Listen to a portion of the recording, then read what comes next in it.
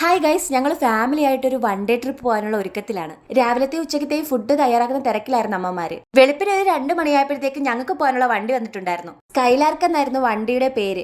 വണ്ടിയെ പറ്റി പറയാനാണെങ്കിൽ പൊളി വൈബായിരുന്നു. ഞാൻ ജൂണ് പിരിവ് എഴുതിക്കൊണ്ടിരുന്നപ്പോൾ ജൂൺ ഉറക്കത്തിൽ നിന്ന് എഴുന്നേക്കുകയും ചെയ്തു, വണ്ടി വരികയും ചെയ്തു. അതുകൊണ്ട് തന്നെ ഒരു പിരിവ് മാത്രമേ അപ്പം എഴുതാൻ പറ്റിയിട്ടുണ്ടായിരുന്നുള്ളൂ.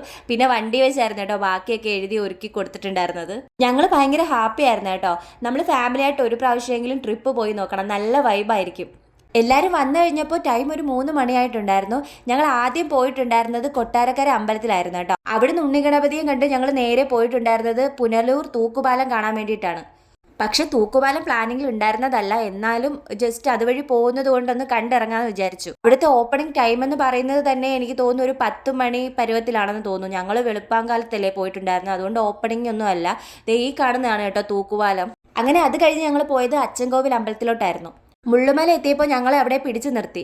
കാരണം അവിടെ ഒരു മരം വീണ് ബ്ലോക്കായി കിടക്കുമായിരുന്നു, വണ്ടിക്ക് പോകാൻ പറ്റത്തില്ലായിരുന്നു, കുറച്ച് ടൈം എടുക്കുമായിരുന്നു. എന്നാൽ പിന്നെ അവിടുത്തെ സ്ഥലമൊക്കെ ഒന്ന് ആസ്വദിക്കാമെന്ന് വിചാരിച്ചു. അത് കഴിഞ്ഞിട്ട് ഞങ്ങൾ രാവിലത്തെ ആഹാരം കഴിക്കാനുള്ള തയ്യാറെടുപ്പിലായിരുന്നു.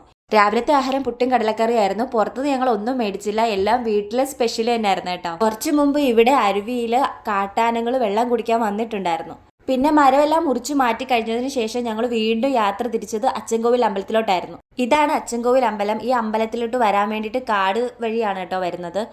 അതും നല്ലൊരു എക്സ്പീരിയൻസ് ആയിരുന്നു കേട്ടോ.